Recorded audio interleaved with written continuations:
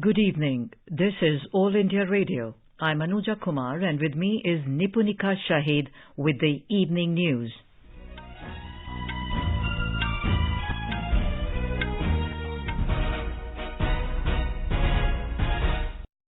The headlines.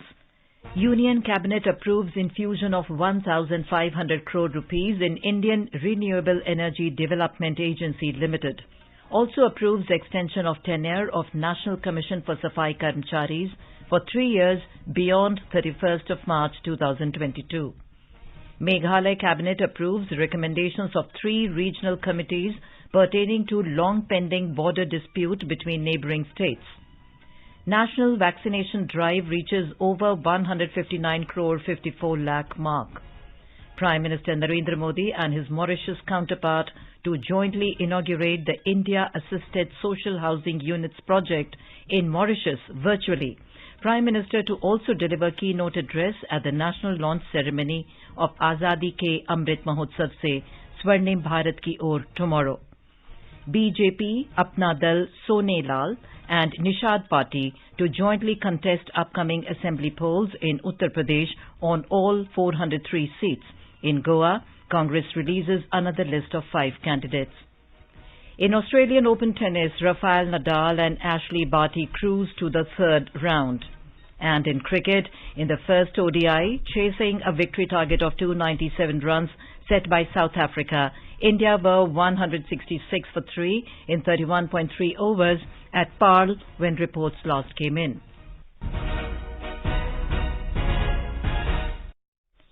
As the number of COVID-19 cases is rising fast in several parts of the country, we appeal to our listeners to be vigilant and to get fully vaccinated and help others, including children between 15 and 18 years, get vaccinated. As the new Omicron variant of coronavirus is causing concern, please continue to follow these 3 simple steps to stay safe. Wear a face mask, maintain 2 gaz ki duri for social distancing, focus on hand and face hygiene. For any COVID-related information and guidance, contact national helpline numbers 011 2397 8046 and 1075. And now the news in detail.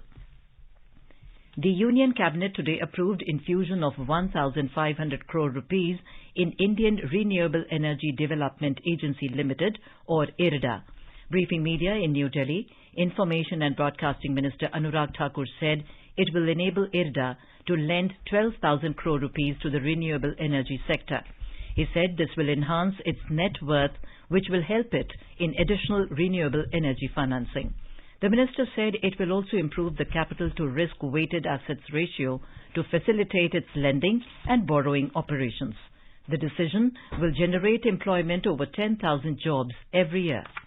अतिरिक्त equity के आने से renewable energy के sector में इरेडा अब लगभग 12,000 करोड़ रुपए तक की लैंडिंग कर सकेगा, जिसमें लगभग 3,500 से 4,000 मेगावाट रिन्यूएबल एनर्जी की क्षमता के सृजन के लिए फाइनेंसिंग का प्रबंध हो जाएगा.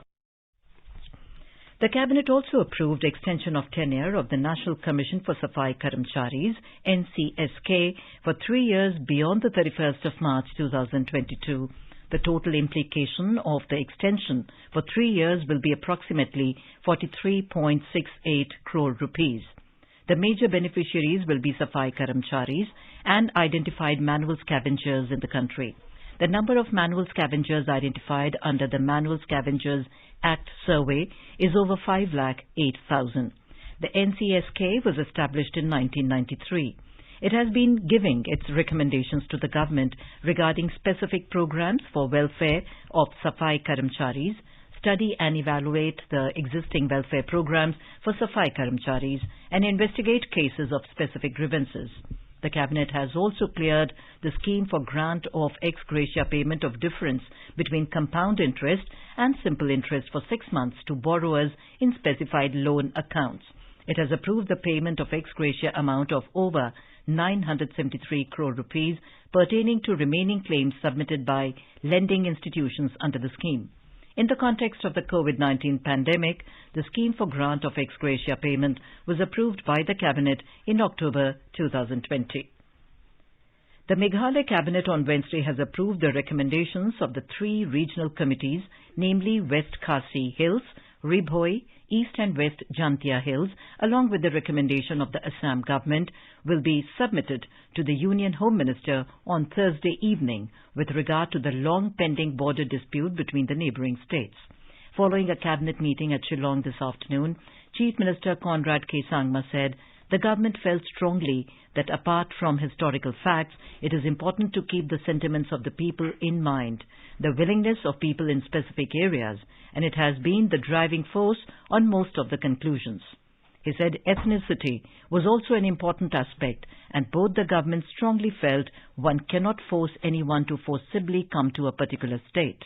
He added the regional committees had meticulously gone and visited 36 villages in 6 areas where the dispute is about 36.79 square kilometers.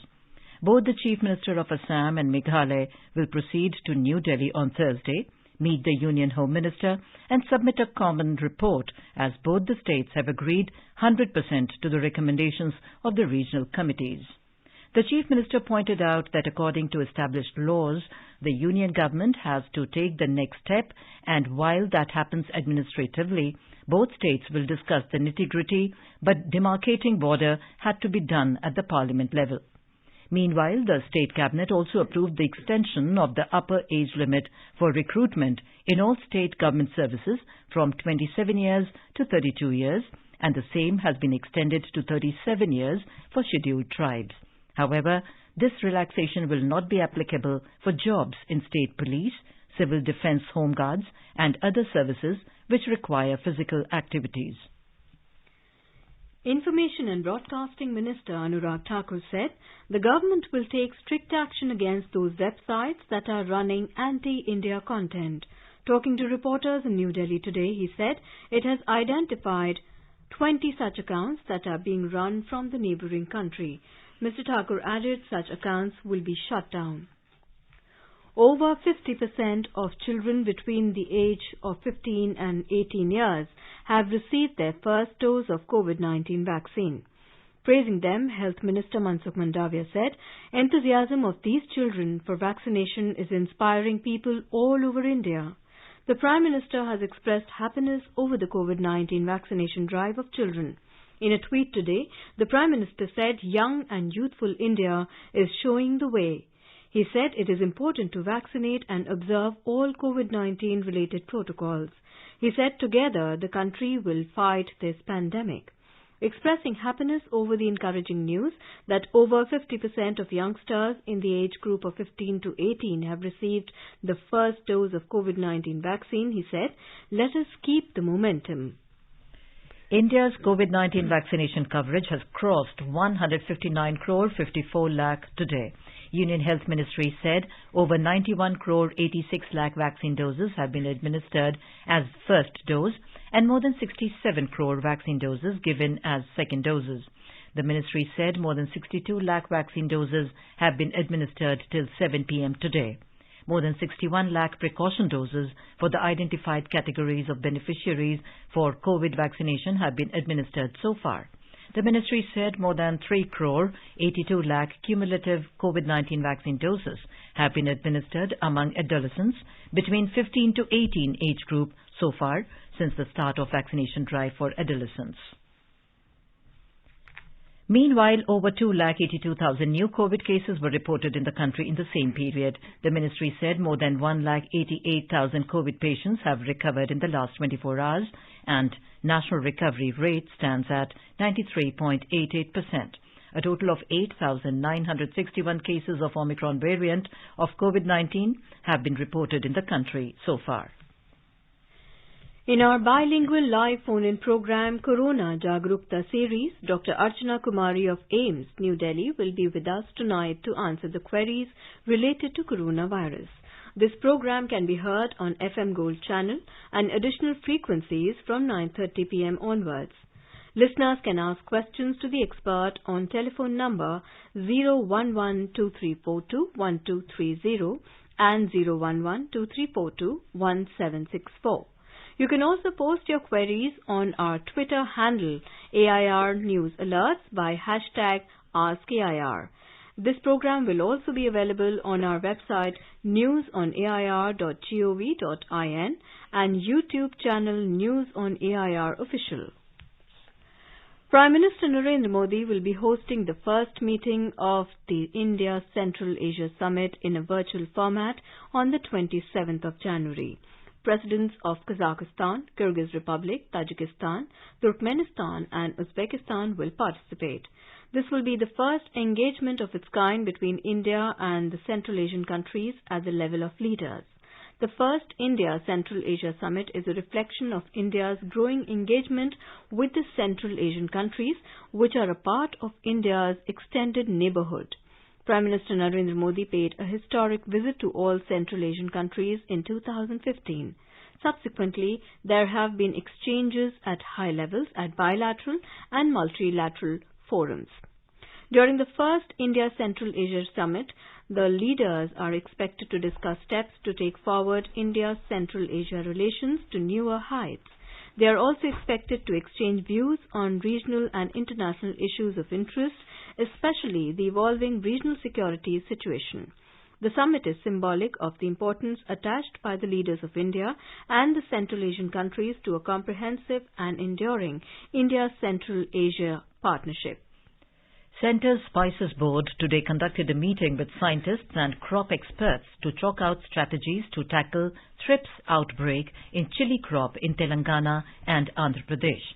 Chairman Chili Task Force Committee GVL Narasimha Rao emphasized to focus on developing advisories for farmers on good agriculture practices. He said recommendations of affordable materials like blue sticky trap and cultivation of short-duration chili varieties should be provided so that farmers can manage and survive the pest attack till a firm strategy against the pest is prepared. In Uttar Pradesh, 2 MLAs today resigned from the party. Deputy Speaker of UP Assembly and MLA Nitin Agarwal and MLA from Jalalabad seat in Shahjahanpur district, Sharad Veer Singh resigned from the party. On the other hand, Rashtriya Lok Dal changed its candidate from Chaparoli seat of Bagpat district, where polling will be held in first phase. Samajwadi Party today launched its 300-unit free electricity campaign today. Under the campaign, party workers are going door to door to fill the forms from general public who want to avail benefit of the scheme if the party comes to power. BJP, Apna Dal, Sonelal and Nishat Party will jointly contest the upcoming assembly polls in Uttar Pradesh on all 403 seats. In a joint media briefing with Apna Dal Chief and Union Minister Anupriya Patel and Nishat Party Chief Sanjay Nishad in New Delhi, BJP President JP Nadda made this announcement. He said under BJP's double-engine government, Uttar Pradesh has become a destination of investment and it is doing well on social indicators. Mr. Nadda said now there is a rule of law in the state. Uttar Pradesh में double engine की सरकार ने विकास के नई छलांग लगाई है और उत्तर प्रदेश को एक मोमेंटम दिया है विकास का और सभी समाज के वर्गों को साथ लेकर के चलने का जो प्रण था उसको पूरा किया है। जब हम डबल इंजन की सरकार कहते हैं तो उससे स्पष्ट होता है कि केंद्र का आशीर्वाद, सपोर्ट, मोदी जी का सपोर्ट और योगी जी के द्वारा उसको लेटर और स्पिरिट में इम्प्लीमेंटेशन, उसको जमीनी स्तर पर इम्प्लीमेंट करने में बहुत बड़ा काम योगी सरकार ने किया है। Speaking on the occasion, Anupriya Patel lauded the central government measures for the welfare of backward class and downtrodden. Sanjay Nishad also congratulated the Prime Minister Narendra Modi for implementing various schemes for the welfare of fishermen. Late Chief of Defence Staff General Bipin Rawat's brother, retired Colonel Vijay Rawat, today joined the BJP. He was inducted in the party in the presence of Uttarakhand Chief Minister Pushkar Singh Dhami at party headquarters in New Delhi. The Congress Party today released another list of 5 candidates for the ensuing Goa Assembly elections. The party's Central Election Committee cleared the name of the candidates. The party has fielded Kedar Nayak from Saligaon Assembly seat. Punjab Chief Electoral Officer Dr. S. Karuna Raju today said that as many as 3,54,075 licensed weapons have been deposited in the state ahead of Punjab Assembly elections, complying to the directions of Election Commission of India. He said that this is 91.10% of the total 3,90,275 licensed weapons in the state. Addressing the media at Chandigarh, Dr. Raju said 27 without licensed weapons were also seized in the state. Dr. Raju also informed that after the Model Code of Conduct came into force, various enforcement teams have seized valuables worth 46 crore 66 lakh rupees in violation of code till yesterday. Enforcement Directorate has carried out search operation in connection with the illegal sand mining case at Mohali, Ludhiana, Roopnagar, Fatehgarh Sahib and Pathankot in Punjab. The searches were conducted at the business and residential premises of the accused persons and their associates, including Kudrat Singh, Pinjore Royalty Company and its partners Kanwar Mahib Singh and others, as well as providers Overseas Consultants Private Limited and its other directors and shareholders, including Bhupinder Singh and Sandeep Kumar. ED initiated money laundering investigation on the basis of FIR registered by Police Station Shahid Bhagat Singh Nagar, Punjab, under various sections of Indian Penal Code and Section of Mines and Minerals, Regulation of Development Act 1957. You are listening to the evening news on All India Radio. A reminder of the headlines before we move on. Union Cabinet approves infusion of 1,500 crore rupees in Indian Renewable Energy Development Agency Limited, also approves extension of tenure of National Commission for Safai Karmcharis for 3 years beyond 31st of March 2022. Meghalaya Cabinet approves recommendations of 3 regional committees pertaining to long-pending border dispute between neighbouring states. National vaccination drive reaches over 159 crore mark. For Prime Minister Narendra Modi and his Mauritius counterpart to jointly inaugurate the India-assisted social housing units project in Mauritius virtually, Prime Minister to also deliver keynote address at the national launch ceremony of Azadi ke Amrit Mahotsav se Swarnim Bharat ki Or tomorrow. BJP, Apna Dal Sonilal and Nishad Party to jointly contest upcoming assembly polls in Uttar Pradesh on all 403 seats. In Goa, Congress releases another list of 5 candidates. In Australian Open tennis, Rafael Nadal and Ashley Barty cruise to the 3rd round, and in cricket, in the first ODI chasing a victory target of 297 runs set by South Africa, India were 181 for 4 in 34 overs at par when reports last came in. For quick news updates round the clock, follow us on our Twitter handle @AIR News Alerts.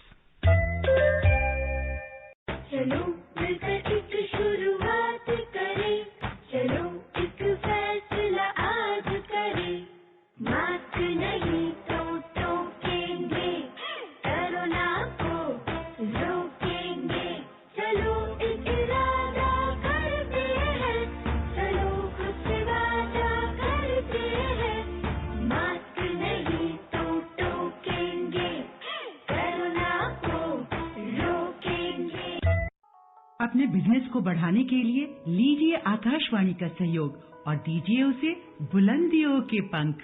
आपका business local है या राष्ट्रीय, आकाशवाणी देती है उपभोक्ताओं तक पहुंचने का हर विकल्प। और अब तो आप घर, दफ्तर या दुकान पर बैठे बैठे कर सकते हैं आकाशवाणी के किसी भी केंद्र के लिए विज्ञापनों की बुकिंग। आकाशवाणी के विभिन्न चैनलों पर विज्ञापन देना सुलभ और सस्ता। बुकिंग है तो संपर्क करें 8700014242 पर। 8700014242। Welcome back to the evening news on All India Radio. Prime Minister Narendra Modi and Prime Minister of Mauritius Pravind Kumar Jagannath will jointly inaugurate the India-assisted social housing units project in Mauritius virtually tomorrow. They will also launch the Civil Service College and 8-megawatt solar PV farm projects in Mauritius that are being undertaken under India's development support. An agreement on extending a $190 million line of credit from India to Mauritius for the Metro Express project and other infrastructure projects will be exchanged. An MOU on the implementation of small development projects will also be exchanged. Prime Minister Narendra Modi will deliver the keynote address at the national launch ceremony of Azadi ke Amrit Mahotsav se Swarnim Bharat ki Or via video conferencing tomorrow. The program will unveil year-long initiatives dedicated to Azadi Ka Amrit Mahotsav by the Brahma Kumaris, which include more than 30 campaigns and over 15,000 programs and events. During the event, the Prime Minister will flag off 7 initiatives of Brahma Kumaris. And now let's listen to our special program Azadi Ka Safar, highlighting the importance of the day during the freedom struggle. आजादी का Amrit Mahotsav.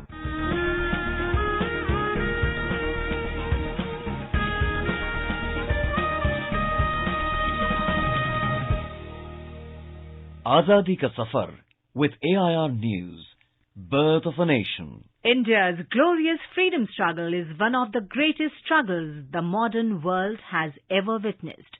AIR News brings you a glimpse of the struggle every day.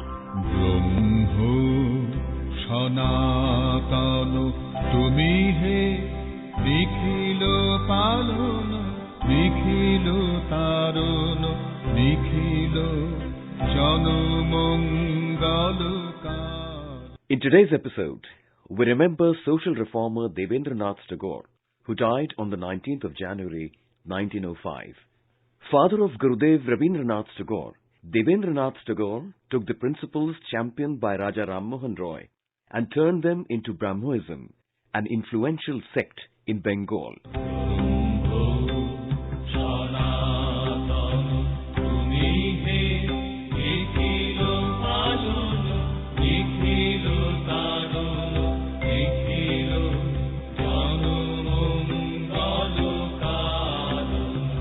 Devendranath was born in an affluent family to the industrialist Dwarikanath Tagore on 15th May 1817 in Calcutta. Devendranath developed a sense of detachment while still in his youth, and by the time he turned 30, he was devoting more time dwelling upon spiritual truth, which became a lifelong pursuit. Devendranath founded the Tattva Bodhini Sabha that aspired to promote the Adi Dharma through the philosophical inquiry and teaching of the Upanishads. Devendranath also started the Tattva Bodhini Patrika to that end. The journal featured articles on the rationalization of Brahmo doctrines and the propagation of natural theism, as well as on female education, widow remarriage, and denouncing of polygamy. From the 21st of December 1843, Devendranath converted the society into a spiritual fraternity that came together regularly for prayer.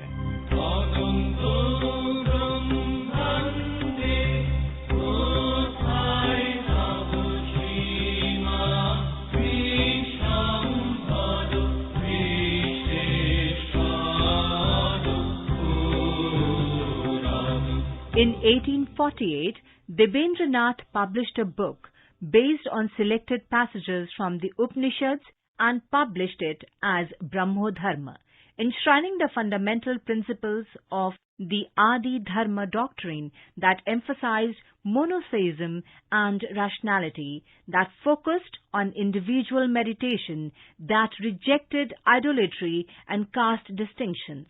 In the 1860s, he moved to Shantiniketan, where he continued to read scriptures and ponder the limits of Brahmoism.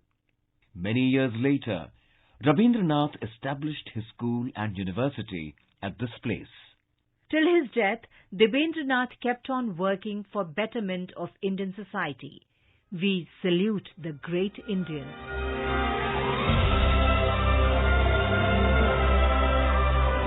We also remember freedom fighters Hukam Chand Jain and Mirza Munir Beg, who were martyred on the 19th of January 1858. Hukam Chand Jain was born in 1816 at Hasi, Hisar district, and was a high official in the court of Emperor Bahadur Shah at Delhi, and appointed Kanungo of Hasi and some areas in Karnal district in 1841.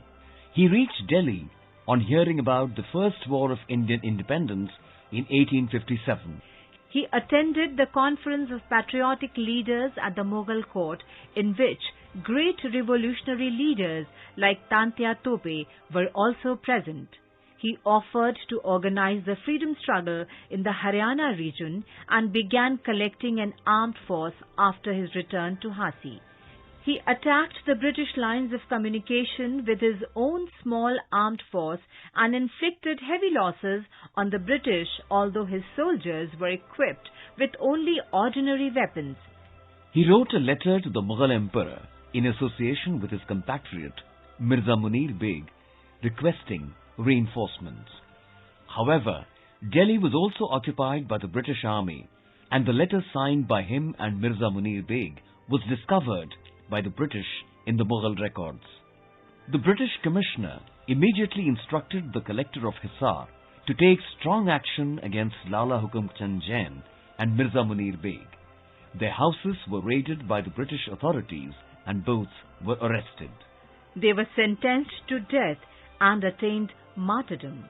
We salute the great martyrs.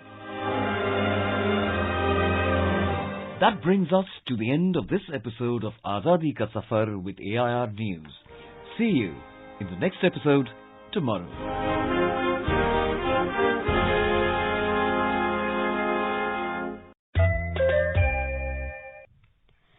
Best wishes to all consumers for Azadi Ka Amrit Mahotsav. Hallmark ensures purity of gold. Always purchase hallmarked gold jewelry. For any consumer-related complaints, please contact National Consumer Helpline's toll-free number 14404, issued in public interest by Department of Consumer Affairs, Government of India. Jago Grahak Jago. Vice President M. Venkaiah Naidu has greeted National Disaster Response Force personnel on their Raising Day today. In a tweet, Mr. Naidu has said that the nation is immensely grateful to NDRF for its selfless leadership in the times of disasters by rescuing people and providing them with necessary aid and assistance. After UGC recognition in October last year, for the first time, entrance test to Bachelor of SOVA Rigpa Medicine and Surgery BSRMS Menpa Kachupa will be conducted through National Commission for Indian System of Medicine National Eligibility Cum Entrance Test, that is NCISM NEET, in February this year. National Research Institute for SOVA Rigpa NRISR Assistant Professor Dr. Rigzen Smanla said that registrations for entrance test began on the 18th and will continue till the 24th of January. The candidates are advised to visit the website www.cihts.ac.in or sovarigpa.cihts.ac.in for more details and the latest updates. Prime Minister Narendra Modi will share his thoughts with the people of the country and abroad in the Mann Ki Baat program on All India Radio on the 30th of this month. Mr. Modi urged people to share their stories at MyGov India or the Namo app. He said in a tweet today, he is sure in the first Mann Ki Baat of 2022, people have lots to share in terms of inspiring life stories and topics. Sania Mirza, the most successful woman in Indian tennis history, has decided to bid adieu to the sport at the end of 2022. The 35-year-old had already bowed out of singles competitions in 2013. In Australian Open tennis tournament, Rafael Nadal put on a clinical performance to ease past German qualifier Yannick Hanfmann 6-2, 6-3, 6-4 and reached the third round today. In the first ODI, chasing a victory target of 297 runs set by South Africa, India were 188 for 6 in 35.5 overs at Pal when reports last came in. The hosts won the toss and chose to bat in the first of the three-match series. And now, before we end the bulletin, the headlines once again. Union Cabinet approves infusion of 1,500 crore rupees in Indian Renewable Energy Development Agency Limited. Also approves the extension of tenure of National Commission for Safai Karamcharis for 3 years beyond 31st of March 2022. Meghalaya Cabinet approves recommendations of 3 regional committees pertaining to long-pending border dispute between neighbouring states. National vaccination drive reaches over 159 crore 54 lakh mark. Prime Minister Narendra Modi and his Mauritius counterpart to jointly inaugurate the India-assisted social housing units project in Mauritius virtually.